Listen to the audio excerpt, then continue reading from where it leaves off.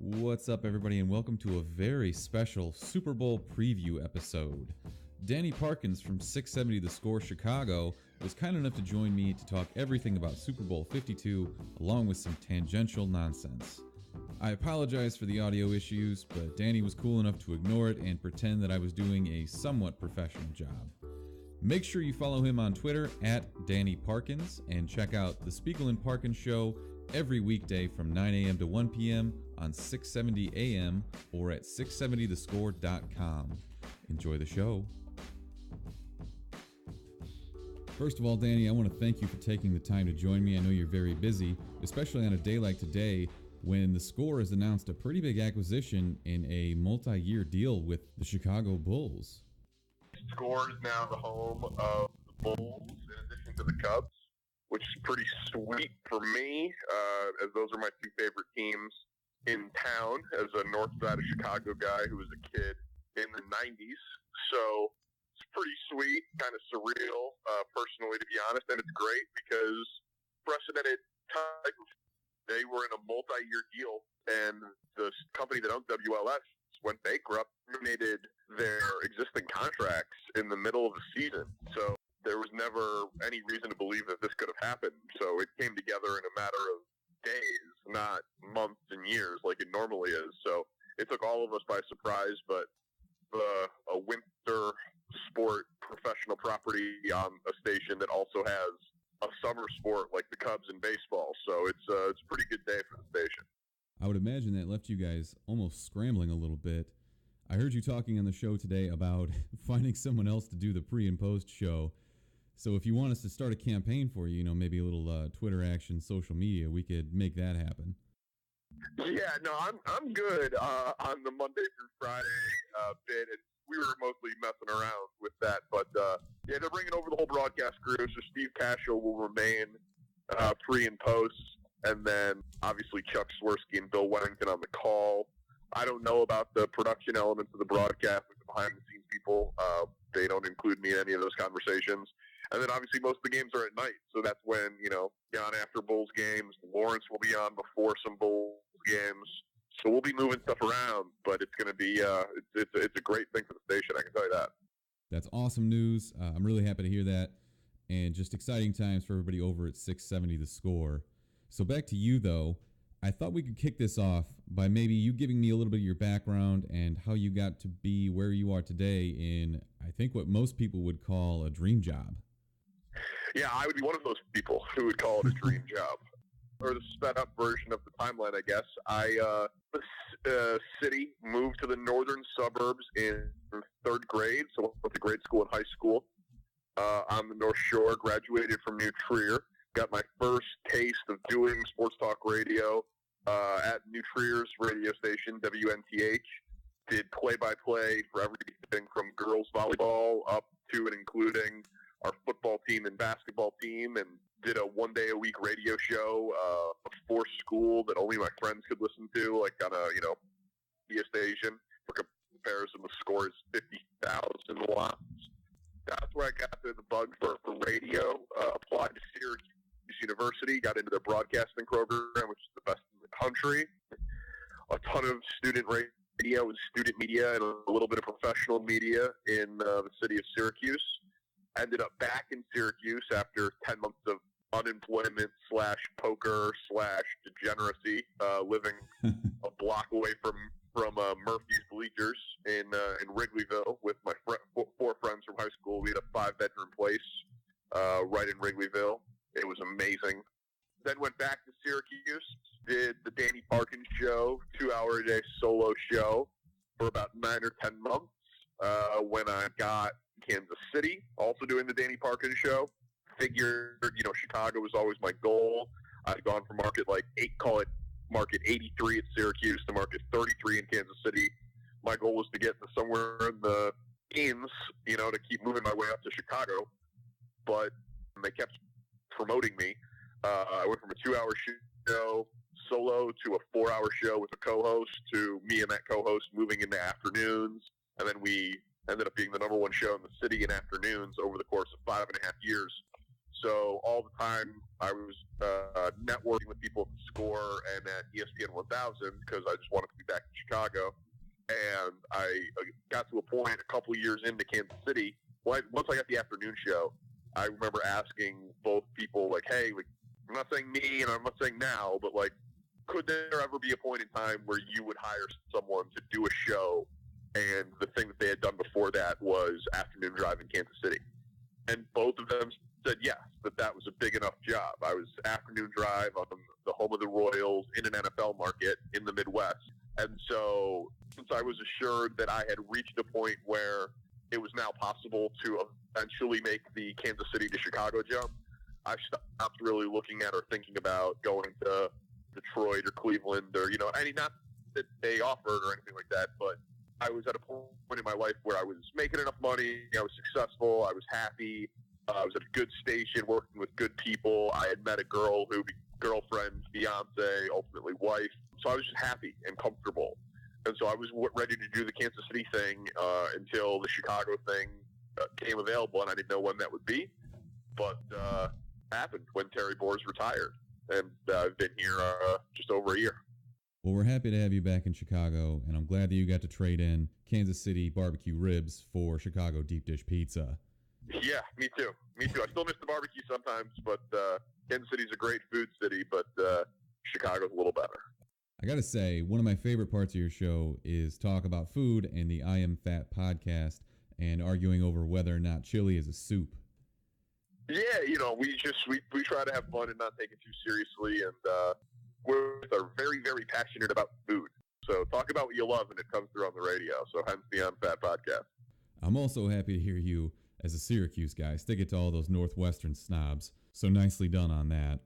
Yeah, plenty of people would say, the Syracuse snobs too. So there's plenty of snobbery to go around in expensive private school broadcast journalism backgrounds.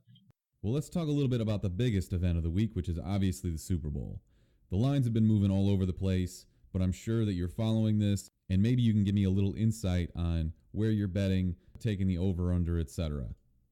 The only thing that I like for sure, that I for sure will be playing, is assuming the total ends up getting up to 48.5, I will take the under. I think I'm going to be waiting game day to make my bets, and I normally try not to do that because if you can predict the line move, you normally have more value, but if it's moving in a direction that you like, you should wait it out. I think that there's a chance that number gets up to 48.5, and if it does, I will take the under. And if the number got below 4 for the Patriots, I suppose that's possible on game day. If that happens, if I can get the Patriots at less than 4, I'll probably take them. I think that the Patriots, while the Eagles have a good formula to match with New England and kind of replicate what Jacksonville did, I still think it's more likely than not that didn't make the mistake, but that Nick Foles does. But I still think it's more likely than not that the coaching quarterback ends up being enough to get New England the Super Bowl. But I don't love the line. Like I'll be betting props, maybe live bet the game a little bit. But the thing I like the most is under 48.5. You mentioned prop bets. Everybody loves a good prop bet. Do you have some that you follow on a yearly basis, or do you just kind of play it by ear? Well, it's a great day for recreational gambling. Like, I like to something for pretty much all facets of the game. Even if it's just like I usually will make up like a list of 10 either or props and let my wife pick her side of the 10, and then I'll go the opposite and we'll put like a steak dinner on it or something like, you know what I mean? I like to have it's a day where you should have on whether or not Pink is going to come out with blonde hair. Like you should have some action on the length of the national anthem. You should have some action on the Gatorade bath. Like I enjoy the silliness of it. So I would do that. We'll be having friends over, so I'm going to put together like prop cards for everybody, and then whoever gets the most number of props correctly, maybe they get a prize, like a bottle of booze or something. We'll do some squares. We'll have games. We'll do all of that. But Friday's show is going to be dedicated a lot to the gambling and the prop talk, and then that'll get me primed for making some bets on Saturday and Sunday. I did want to mention one prop bet that I saw, and that was whether or not Al Michaels was going to mention on air the actual spread for the game. So I've noticed something in the recent past where analysts and broadcasters are talking more about gambling freely. So I personally think that gambling is going to be legalized sometime in the near future, but is this a trend that you're seeing as well? Yeah, of course. I mean, I think it's silly not to. I look at it just as the market. It's an expectation of the result of the game that you're going to watch. So you're watching a basketball game and a team is a 17-point underdog and the team that the underdog is winning. That is more of your audience's surprise at that result than if the team that is the 17-point favorite is winning. And some of that is counterintuitive, or is just intuitive in like the Bulls and the Bulls are beating the Warriors. That's a surprise. I understand that. But is it? Well, we have a database and a market that will show us just how big this upset is or just how unexpected this result was. So to me, even if you don't gamble, there is something instructive in knowing what professionals and the public and all of that expect the outcome of a game to be. If a game is expected to have an over-under of 60 and the other is expected to have an over-under of 38.5, margin of, wow, that game's going to be more exciting and high scoring. That game's going to be more of a defensive struggle and low scoring. Like, I just find it like at that baseline level of expectation for the outcome of an event where no one is really good at predictions anyway. Most of us are just guessing. I would rather have people that are actually fairly knowledgeable about what the outcome of a game might be. So just at that level, I feel like it should be more included. But, you know, to the industry's credit, we're getting there, right? Al Michaels will reference it. Plenty of broadcasters will now make at least veiled references to it. College Game Day does gambling segments. Scott Van Pelt does stuff on it. A lot of sports radio does it. Brent Musburger's launched the Gambling Network. So it is absolutely growing, and I hope it becomes even more prevalent. Yeah, the Musburger thing is an awesome story. That guy is just living the life. That's a hell of a retirement gig. No Just kidding. move out to Vegas, start a network, a sports book, a couple hours a day. That's not a bad gig. I got to mention one other prop bet that I saw, and that is, will Nipplegate be mentioned live on air? The yes is currently at plus 500. I don't know if you can get that one past standards and practices, but maybe slide that one in your back pocket and mention it on Friday's show. Yeah, see, like those, the thing is, like, where those are offered, I don't know, maybe a $250 max bet. What is Noah? Is Noah like minus 1,000? Currently minus 900. Yeah. So they cap that. So, and like that's not going to be set. Like, Nipplegate will not be set. So they are just stealing money from anyone who bets on yes, right? Say the max is $500 minus, call it minus 1,000, make math easy. You know, all right. So you could win $50 on no on Nipplegate, and it's free $50. But those types of bets, while fun and enjoyable, and I absolutely love them and we'll talk about them, they create those bets basically just so people talk about the website. And like, oh my God, you can gamble on that? It's like, you can't gamble any like real amount of money on that. Yeah, no one except for Al Michaels who can actually control the outcome. Yes, right. Like if Al Michaels got like 10,000 of his friends to all sign up for OddsShark accounts and all bet the maximum on yes. OddsShark, if all of a sudden they started to see a bunch of maximum wagers placed on yes, they would close the bet down instantly. You know what I mean? That's just how that works. Like they are not going to leverage themselves for risk on Nipplegate, but no one will be winning or losing a ton of money on that wager. Yeah, there's a reason those casinos are big and fancy.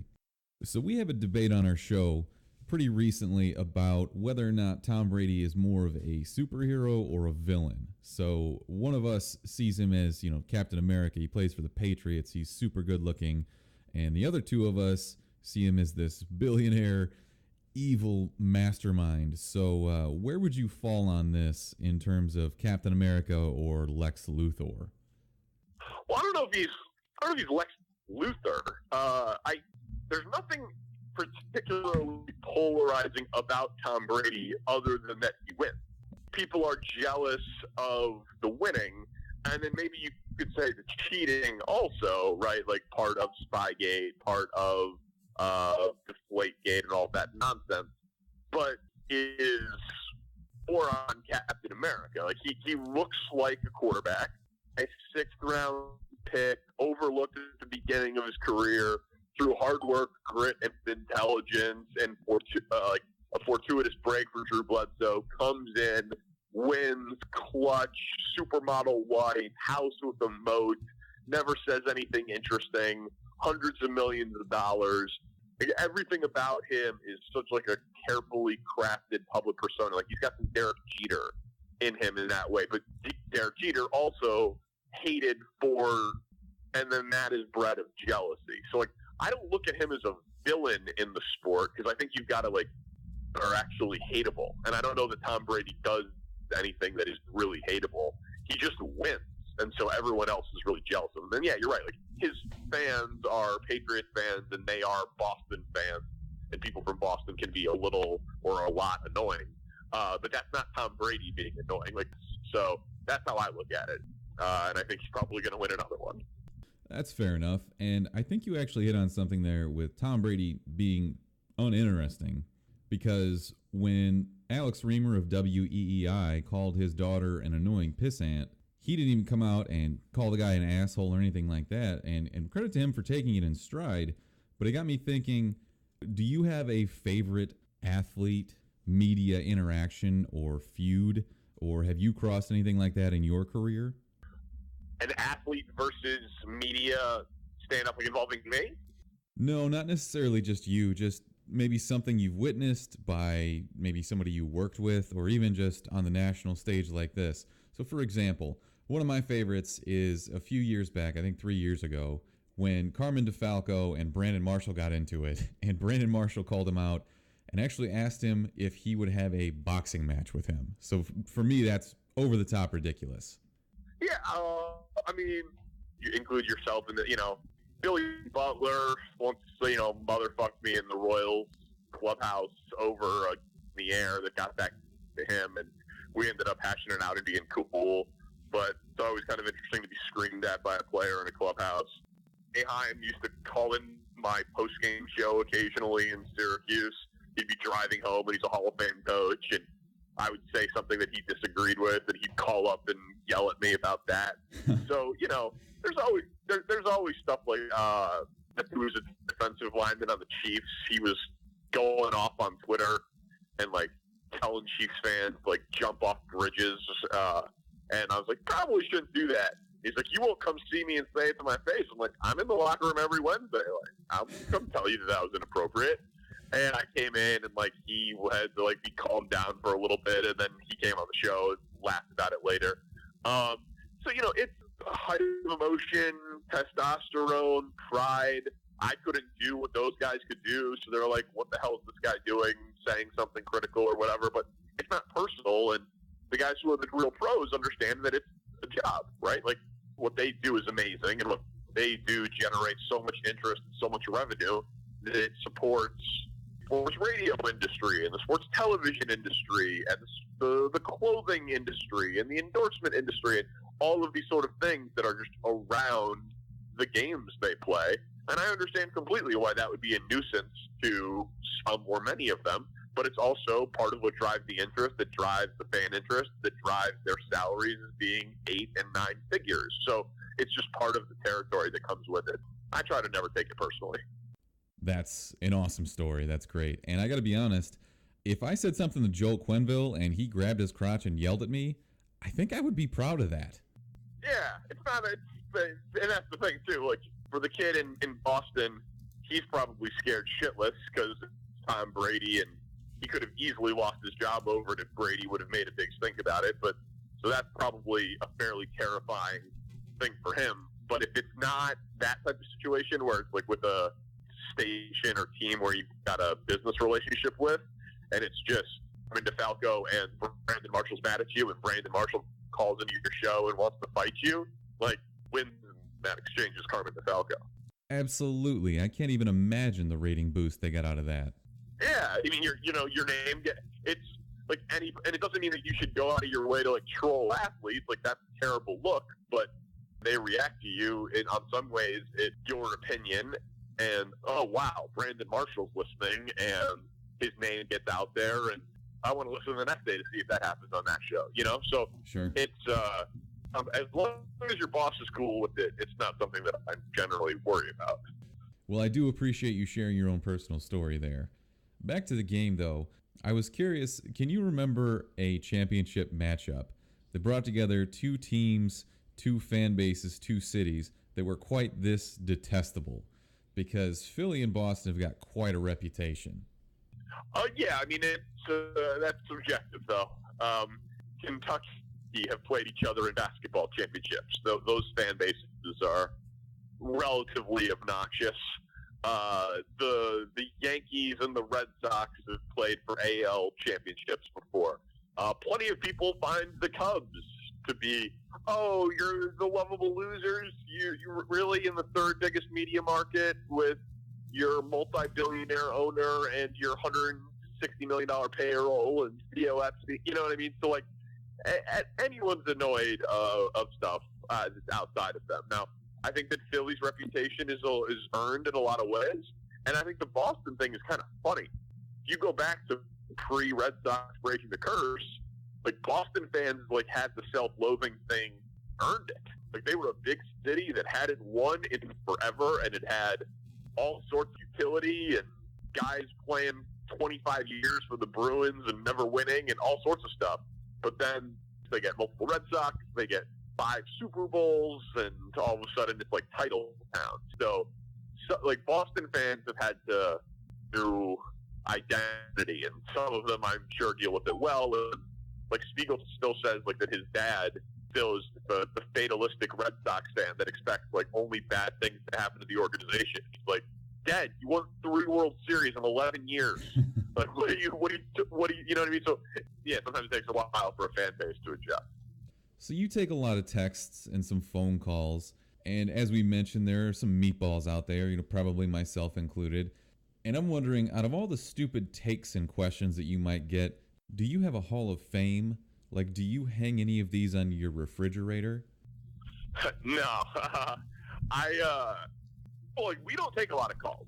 Sometimes I think it can be great and funny, and I know that the score in some ways was built on it, so I'm not anti it, and I think some days it's necessary, Bears Mondays, huge breaking news, that sort of thing. But for the most part, I think that tune in to laugh and to hear cool guests, and they just want to be entertained. And the research says that less than 1% of the audience will ever pick up a phone and call. And so, like, how I approach callers in this day and age is that I want to have interaction, but you can tweet me, you can text me, you can leave me a voicemail, do all of those things over a call, because then if I get 100 texts, I can curate out and only read the 5 best, either the 5 funniest or the 5 dumbest or the 5 smartest or whatever it is, and then I can just give the listener content as opposed to, the first call we took in 2018, to give you a specific example, because we worked New Year's Day because the Bears had fired John Fox. The first call we took New Year's Day was that the Bears should hire Ditka as a consultant. And it was like, exactly what you would think. And that's funny, and it sticks with you. And sometimes it's gold. Like sometimes you get, the afternoon show does a great job with callers. And sometimes they talk down to callers more than I would, but regardless, like they have made callers funny, and they, calls up and says that he named his daughter Hallis, and they'll make fun of him, and be like, well, does she have a brother? Portillo's, like, you know what I mean? Like, so they hilarious stuff can come from that, in order to get to the goals of the guy calling for the Bears to get Ditka, or the daughter that's Hallis, or for like the unbelievably well-researched, well-thought-out point, or the screamer who really wants to pick a fight with the host. Like, all of those things, from smart to dumb to angry, can be really interesting and entertaining. 10 of them are like Bob and Niles, and then it's like really grumbly and bad, and then they say a point that you said 4 minutes ago, and they weren't really listening, and there's bad connection, and then it's gone. And it's like, well, shit. I only got 15 minutes on my commute, and Bill from Skokie and, Benny from Glencoe. And it's like, well, those are I tuned in to hear Spiegel and Parkins, So I personally don't really like calls. Sorry, that was a longer answer than your problem. No, not at all. But I was going to say, don't sell yourself short, because Can't Do It is probably one of my favorite radio segments of the week. Well, see, I'm glad you mentioned that, because that's a different animal. And so since I take fewer calls in just general or topics, I like segments like Can't Do It or like Pick a Player. Well, you cannot argue that our show are friendly and inclusive, because we do stuff like that is caller dependent, and we do read a lot of texts and tweets and et cetera, and do a voicemail segment every Monday for Bears games and stuff like that. So to me, that's exactly what the point you're making there is one that I'm trying to get across, is that we want everyone to feel included and participate in the show. I personally just don't like the old school way of, it could be like, should the Bears keep Kyle Fuller? I say no. What do you say? 312-644-6767. And then 10 people call, and you put the ones on who say yes, and I say no, and we argue Kyle Fuller, and all of a sudden an hour is gone. It's like I sleep. So I just don't find it particularly stimulating. I think I would agree with you on that. So we're kind of in a weird spot right now with some of our Chicago sports teams, kind of in between or maybe windows closing. If you had to pick one, who do you think the next championship parade is going to be held for in Chicago? And is it maybe our XFL team that we're getting in 2020? No, I would say it's the Cubs. I think that's fairly safe. Does that mean you're in the camp of the Cubs are going to sign you Darvish, or are you thinking maybe that the Yankees or the Dodgers, the Brewers are going to come in and steal away? I don't know. I still think the Cubs were the favorite for Darvish. The report out of L.A. that he wants to go to the Dodgers is interesting, but actually the Cubs are still closest of any of the local teams to a title, and I don't find it to be particularly close. Like, I don't even, not the Blackhawks, not the Bears, the White Sox, maybe the Bears. You know what I mean? There is no second in terms of a team that's close to winning a title. So even if the Cubs don't get a second title, they're going to be in the playoffs 5 of the next 5 years. Like, I feel fairly confident in saying that. So if you made me pick who's going to win the next title, I'd say it's the Cubs. There's been a lot of talk recently about turning the Cubs' magical championship season into a feature-length movie.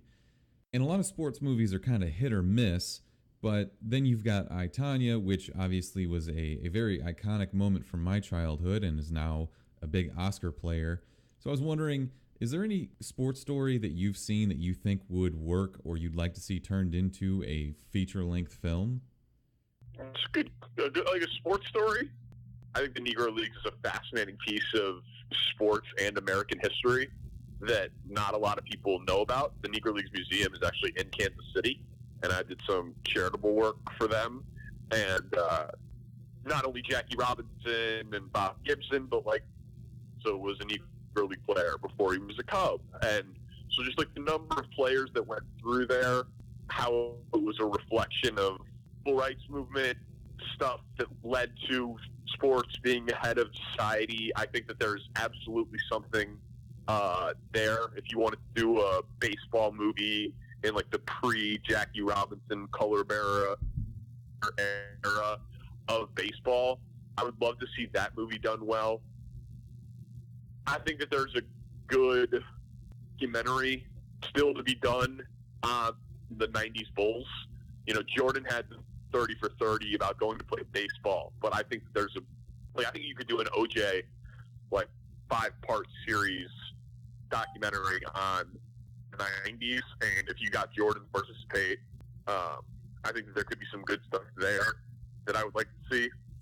And I'd love to, in terms of sports documentary, I'd love to see one on Tiger also. Oh yeah. That would examine the fall of Tiger Woods a little bit. So I'll give you those. That's a hell of a list. It almost sounds like you've thought about this before. I had conversations with someone about a Negro Leagues thing one time, but yeah, I think that that's a good story. Yeah, that'd be excellent. So in my opinion, after this weekend, the sports world kind of dies down a little bit, and we're stuck waiting for March Madness or baseball to start. Obviously, you're going to be a little more focused on the NBA now with the deal with the Score and the Bulls. But is this a time of the year where things kind of change for you? They don't change in the sense that, like, every day I just try to put together the best 4-hour show possible. It changes in that it gets a little bit more challenging in some ways, but it's also more fun in some ways. Like, you just got to entertain people. Like, you can take more chances. You can do that year-round, but Bulls trade deadline and Bulls games will be part of it. NFL draft will be part of it. Getting ready for spring training will be part of it. That's a good thing about Chicago. Like, there's always something. And it's such a huge offseason for the Bears that it will be a big talker like it always is. But the quote-unquote slow times to me are where you're good hosts and great hosts. Like, everybody should be able to do Bears-Packers, right? Like, Monday after the Super Bowl. Like, everybody can do that show. Question is, who can do 20th on a Thursday when there was no Bulls or Hawks game the night before and your co-host is out sick and you got to do 4 hours solo? Like, can you make that show go? Yeah, right. Show go, then I think you've got it. That's what I like about the slow times, is that when people are like, it's kind of slow. It's like, yeah, well, so I enjoy it. Okay, cool. Is there anything non-sports related, TV, movies that you're keeping up with right now? Oh, yeah. Sure. My wife and I will go through and watch the Best Picture movies. We're behind this year, but we'll try to do that ahead of the Oscars, or at least, see some of them before the Oscars, see some of them after, but we try to do that this time of year. Watching The Chi on Showtime. Sure. The Wire is the greatest show of all time, and so I've always wondered if someone could do a drama that kind of crossed over and told some stories in, like, personalized inner city Chicago. So we're enjoying that. Haven't watched this most recent episode, but we've seen 3 of the 4. So I'm watching The Chi. I liked the first David Letterman. My next guest needs no introduction. I'm looking forward to the rest of the series. I thought the opener with Obama was very good. Oh, that was excellent. I thought Chappelle's specials were very good, especially the second part of the most recent one, the more intimate setting. John Oliver's coming back soon. Excited for that. That's about it right now. I'm glad you can set aside time for that. Otherwise, sports might actually get boring after a while. I watch a lot of TV. I watch a lot of TV time, especially in the winter. It's cold. Who wants to go out? Like, I'm married and it's cold. It's cold. That kind of thing. Yeah, got to diversify too. Yeah. I love movies and good TV shows and politics. So it's pretty much what I do. So are you more likely to go see, a Best Picture nomination, or are you looking for Will Ferrell's next movie? What is it that sparks your interest? Oh, well, I love comedy. So, let's see. I like both. It depends if the comedy looks good. I don't know. What's the best comedy that's been out recently? Honestly, if I had to answer that question, it would be Thor Ragnarok, because that was more of a comedy than anything else. So I don't know if you got a chance to see that yet, but it is very funny, and maybe I can make that recommendation to you. Okay, I'll check it out. I was gonna go. Yeah, the last the Seth Rogen, James Franco, End of the World. Sure. I thought that movie was so stupid but so fucking funny. I loved that movie in terms of the comedy, and I have a better take in movies than that generally. But I don't know, I haven't been moved by a comedy. Well, there is no better taste than seeing Channing Tatum in like a gimp outfit. Yeah, it's just I love stupid stuff like that. So, what was the recommendation that you had? Thor Ragnarok. Chris Hemsworth and Taika Waititi just knocked it out of the park. Absolutely excellent movie. All right, I'll check it out. All right, one more thing before I let you go. You said you try to watch all of the Best Picture nominations. Do you have an early prediction for Best Picture or Best Actor or anything like that?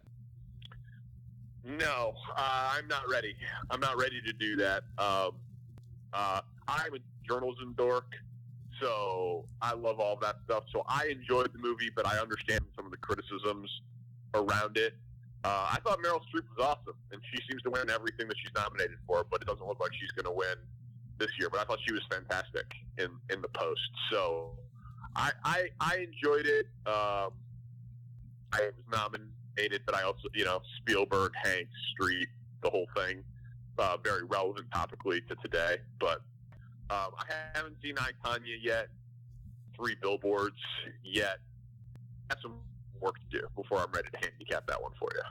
Well, I can highly recommend both 3 Billboards and I, Tonya, so hopefully you get a chance to check those out soon. Yeah, and tweet us. 3 Billboards especially looks good. Definitely tweet us when you make your decision, because I'd love to hear your input on that.